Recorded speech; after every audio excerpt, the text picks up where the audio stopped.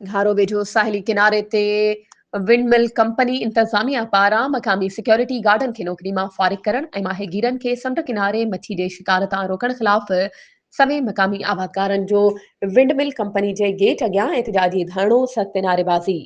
मीरपुर साकरो जी साहिली इलाइक़नि जे टिनि यूसीज़ भंभोर ककड़ांद्र ऐं खगाट जे सभई माहिगीरनि UC chairman Habibullah Hathiyo Baloch, chairman Khan Mohammad Hathiyo Baloch, UC chairman Kamal Jokhio,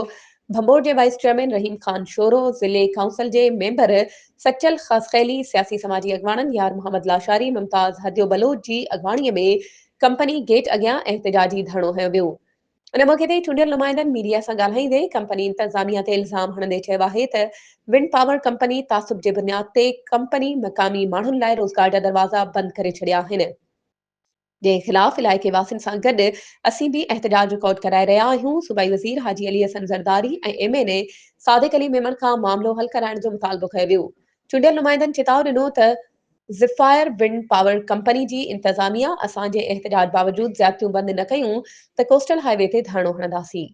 वधीक ख़बरुनि ऐं अपडेट्स जे लाइ असांजे चैनल खे सब्सक्राइब कयो